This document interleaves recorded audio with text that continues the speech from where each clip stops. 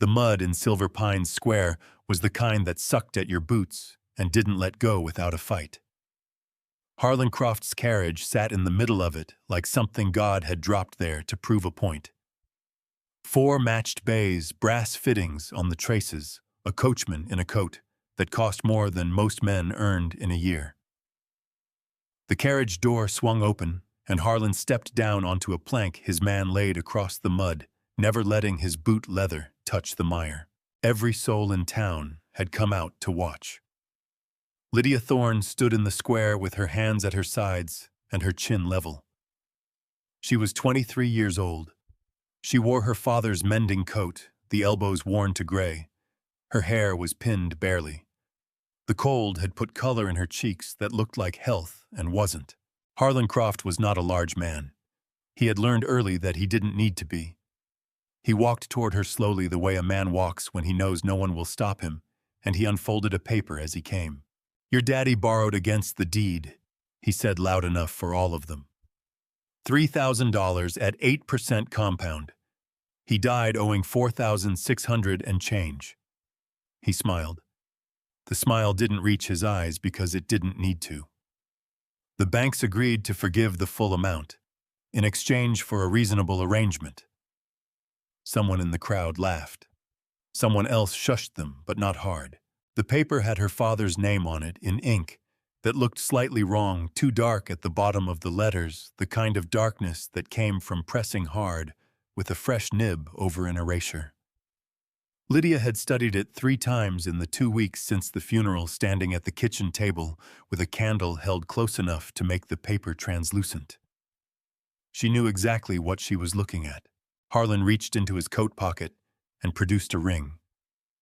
A diamond. It threw light in the gray morning like it was showing off. "You'll sign the marriage contract this morning," he said.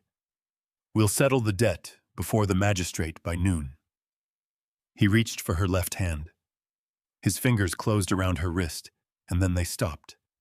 His face changed. Not gradually. All at once, the way a lamp goes out. On Lydia's finger sat a ring of black iron, rough-hammered, the metal still faintly ridged where it had been worked. It had no stone. It had no shine. It looked like something made by a man who had no interest in beauty and every interest in permanence. Harlan knew what it was. Every man and woman within 20 yards knew what it was. The dread moved through the crowd like cold water finding low ground. Men who'd been grinning a moment ago went still. A woman near the back pressed her child's face against her coat. The iron ring of Iron Crag, the mark worn by the man they called the Mountain Beast, the killer who'd vanished into the high peaks 6 years ago after what happened at the Donahue shaft. No law had gone up after him. Not twice, anyway. Harlan Croft's hand released her wrist. His voice, when it came, had lost its performance. What was left was just the voice underneath, smaller, harder, uglier. "Where," he said, "did you get that?" Lydia looked at him the way you look at something you have already measured and found wanting.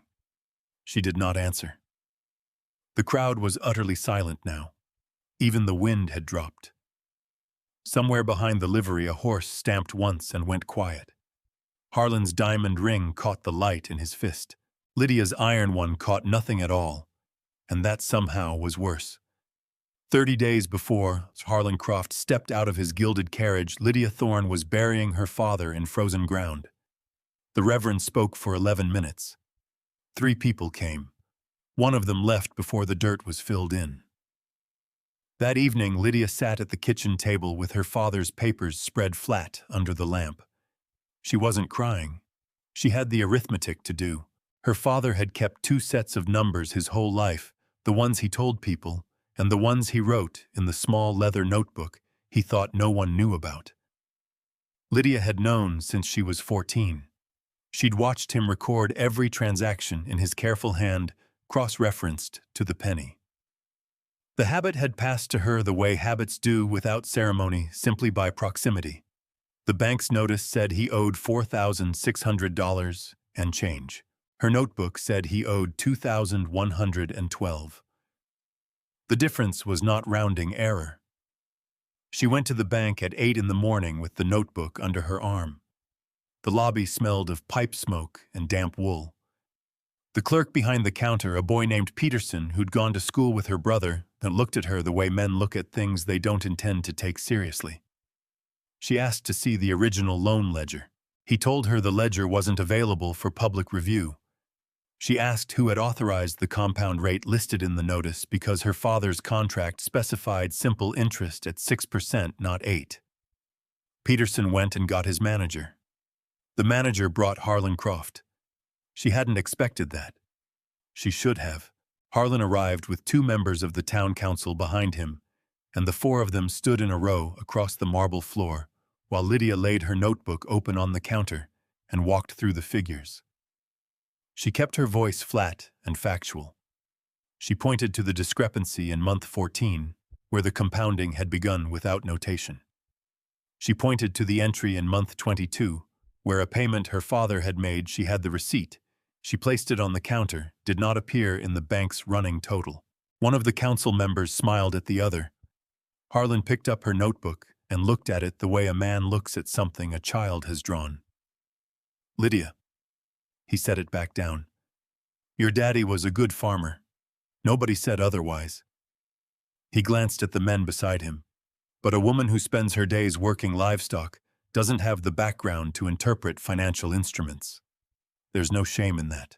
The other council member, Jeb Pruitt, who had eaten at her father's table every Thanksgiving for 9 years, nodded slowly. "The bank's figures are correct. This is a settled matter." She stood there while they talked around her. Her left hand was pressed flat on the counter. She could feel the cold marble through her palm. The original ledger, the real one, not the altered copy Harlan had produced, was at the hunting cabin. Her father had told her once, without context, that he kept a duplicate record somewhere safe. She hadn't understood why until now. The cabin was on the upper slope of Iron Crag, 3,000 feet up. The trailhead was 2 miles from the edge of town.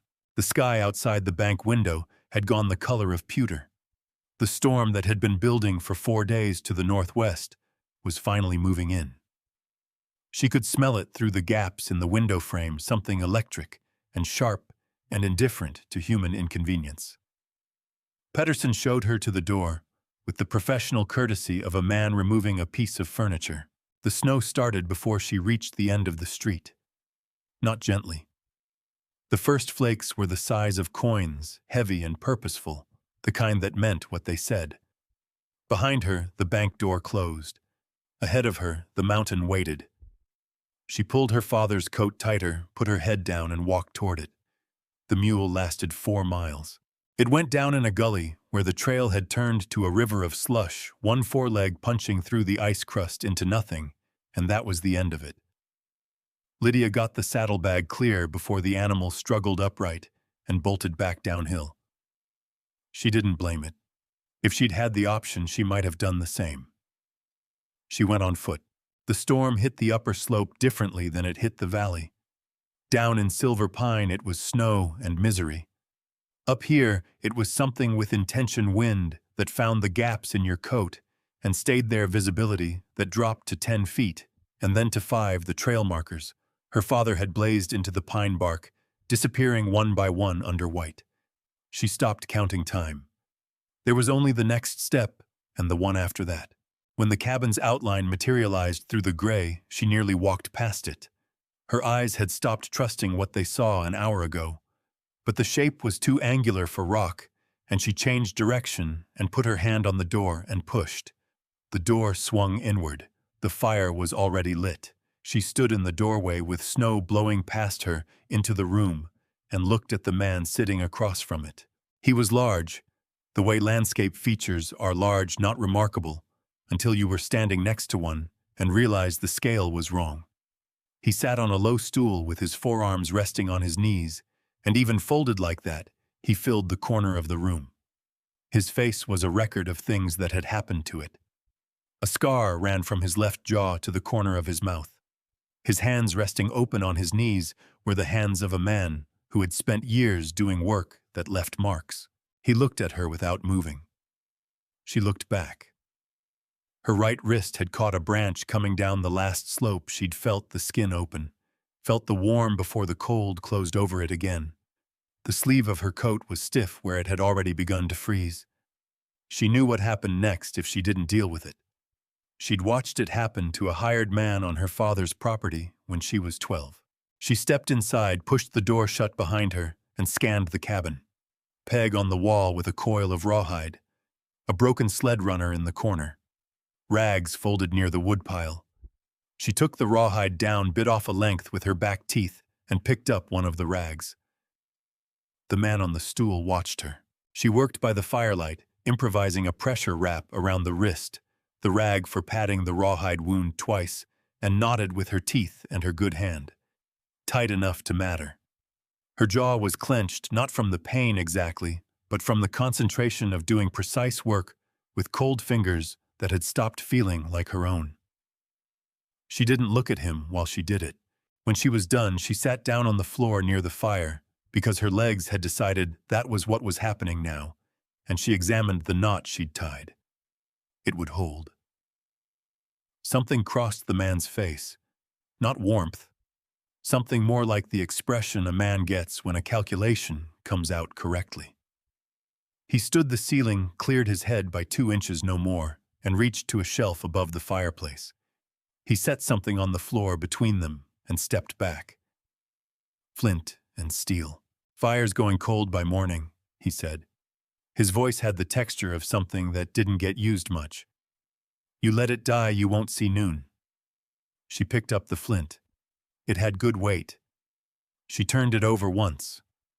I know how to start a fire, she said. Then prove it. She looked up at him. He was already turning back to his corner. On the far wall, low to the ground, half hidden behind a rotted canvas, a tin box the size of a ledger. Black iron hinges. A hasp she recognized from her father's descriptions, though she'd never seen it. The lock on it was solid rust, frozen shut. She closed her hand around the flint and said nothing. The berries grew on the north-facing wall of the ravine, small and dark red, the kind that puckered your mouth and left your fingers stained for days. Lydia had learned their name from a mining almanac her father kept on the shelf beside the Bible, not for the berries themselves, but for what happened when you crushed them with ash and let the acid do its work. She spent the first morning collecting them in her coat pocket, while Bram watched from the cabin door and said nothing. She crushed them against the flat of a stone with the handle of a spoon, mixed in ash from the fire pit, in the ratio she remembered from the page, and packed the paste against the lock's hasp.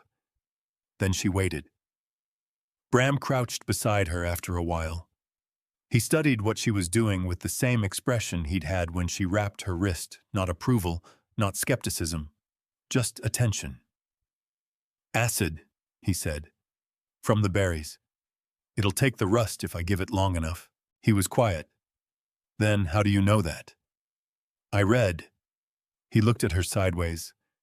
Women in this town don't generally read mining almanacs. I'm not generally anything, she said. He went back to his corner. It took 2 applications and most of the second day. On the 3rd morning, the hasp moved. On the 4th, it opened. The ledger inside was her father's handwriting, 32 pages, every entry dated, every figure cross-referenced to a receipt number. Lydia sat close to the fire and read it twice, beginning to end, while the storm pressed against the walls and the temperature outside dropped to something the thermometer wasn't built to measure. She found Harlan's name on page 11, not as a creditor, as a co-signer on a separate account, one that drew from a pooled fund. The fund had contributions from 16 Silver Pine families, their names listed in her father's careful hand. Savings accounts, retirement money, a schoolteacher's 20-year deposit, the widow Marsh's inheritance from her brother out east. Harlan had been withdrawing from it for 5 years. Small amounts at first, then larger. The final figure was not a number she could hold comfortably in her mind all at once. She was still reading when the ceiling cracked, not slowly. One sharp report like a rifle shot, and then the north corner came down, not all of it, but enough a section of roof beam and packed snow, and the wall beside it buckled inward. The tin box skidded across the floor. Lydia grabbed the ledger and rolled clear, and came up against the far wall with snow in her collar, and the cold hitting her face like a flat hand. Bram was already at the collapsed section. She watched him work. There was no wasted motion. He knew where to put his hands, which piece to move first, which beam was bearing weight, and which was already dead. He'd spent years underground. He understood how things failed, and in what order. He got the door clear. It cost him the skin across both knuckles and a gash along his right forearm that opened wide and bled freely onto the snow. Outside, the storm was beginning to thin. The wind had dropped 2 hours ago without her noticing.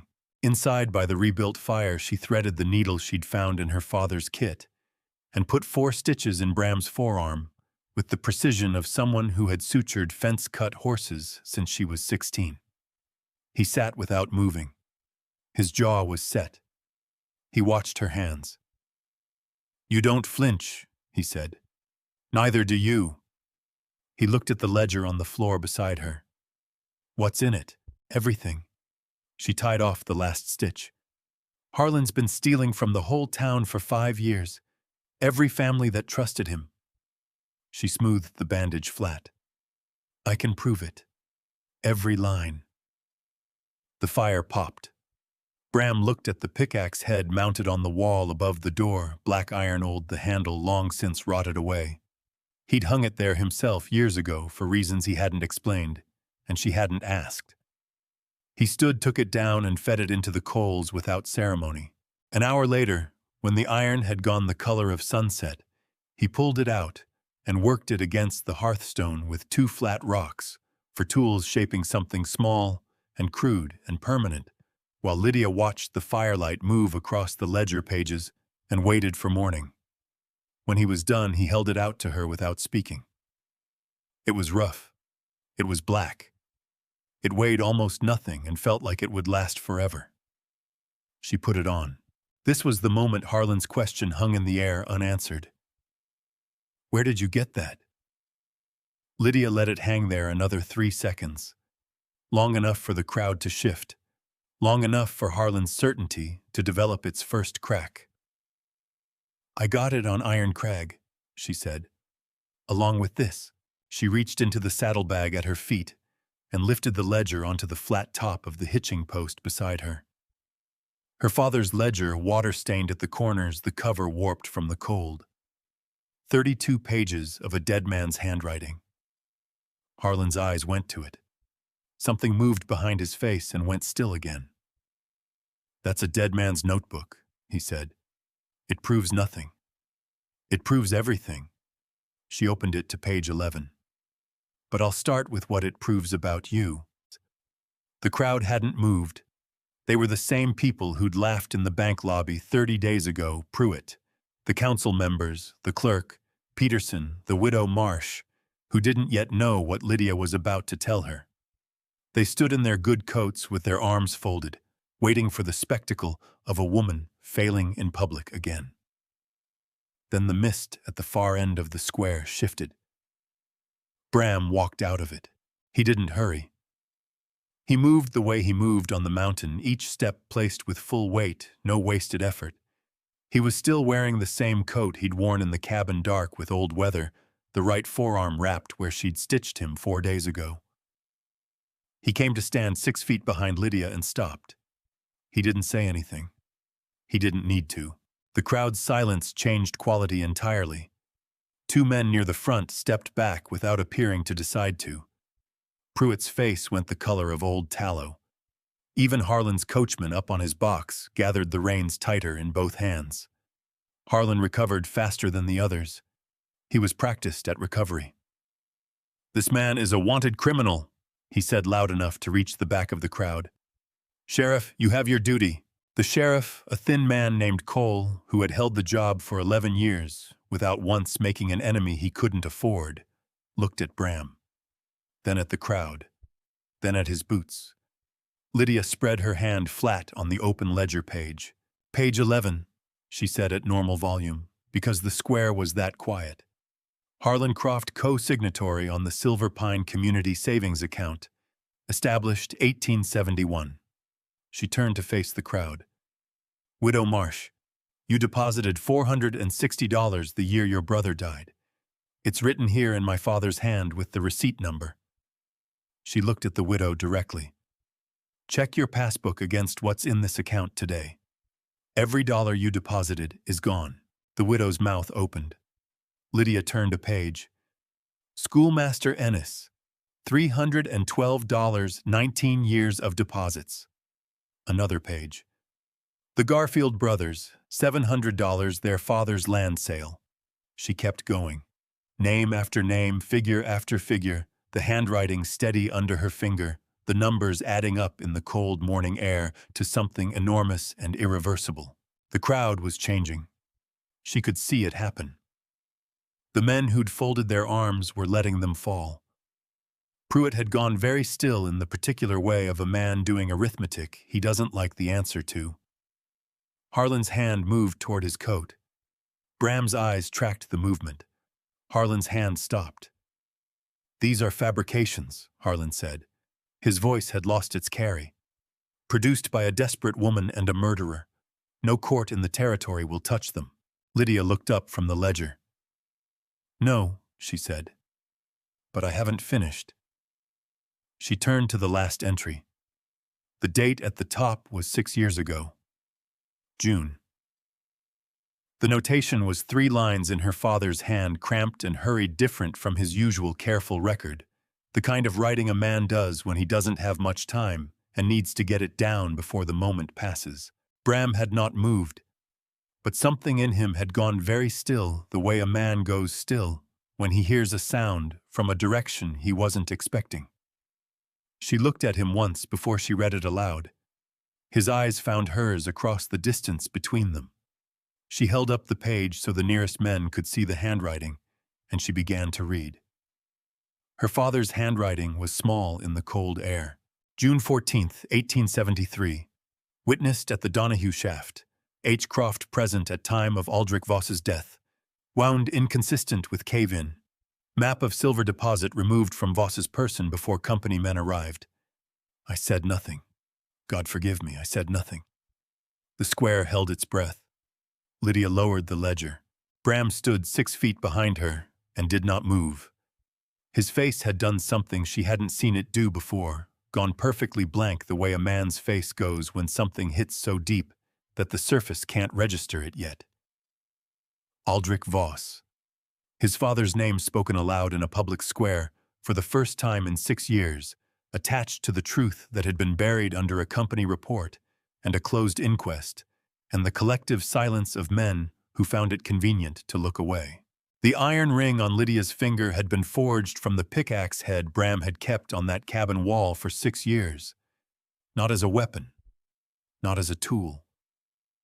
As the only piece of his father he had left, the one thing Harlan's men hadn't taken when they cleared the shaft. She turned to face Bram directly.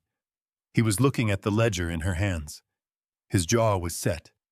His eyes were dry in the way of a man who used up his grief long ago and had been running on something harder ever since. She held the ledger out to him. He took it, looked at the page. His father's name in a dead man's careful hand, witnessed and dated and signed. Then he looked at Harlan. Harlan had backed against his carriage. His hand was inside his coat. The sheriff was watching him with the expression of a man who has finally, at considerable personal cost, made a decision. Croft, the sheriff said, take your hand out of your coat. Harlan's eyes moved across the crowd.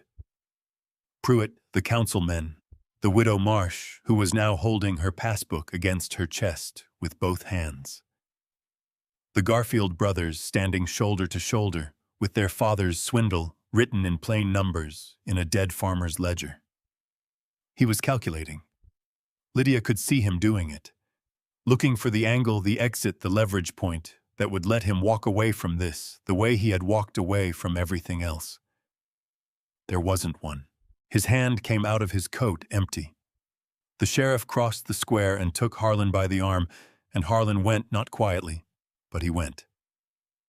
He was still talking when they put him against the carriage, his voice high and precise, explaining to anyone who would listen about fabrications and conspiracy and the unreliability of deceased witnesses. Nobody was listening. The crowd reformed around the absence he'd left slow and uncertain, the way water fills a hole. Pruitt was the first to speak. He came toward Lydia with his hat in his hands and his face arranged into something that was trying to be contrition and landing closer to calculation. "Miss Thorne," he said, "the council would like to discuss, given your father's holdings and the mine rights associated with the Voss claim, which would naturally revert. We'd very much like you and your—" He glanced at Bram and chose his next word carefully. "Associate to consider remaining in Silver Pine in an official capacity. The town needs leadership that—" Lydia picked up the marriage contract from the hitching post where Harlan had laid it 30 minutes ago. She dropped it in the mud. Not thrown. Not torn.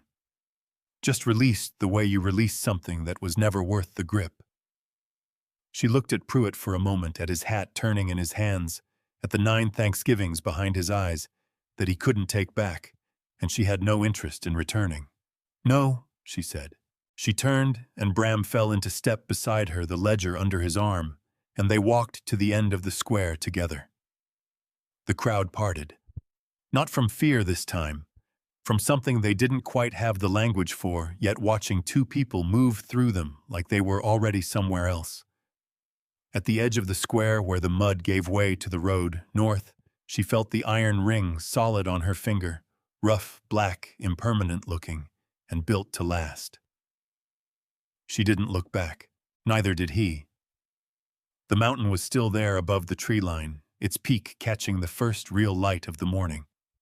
They walked toward it.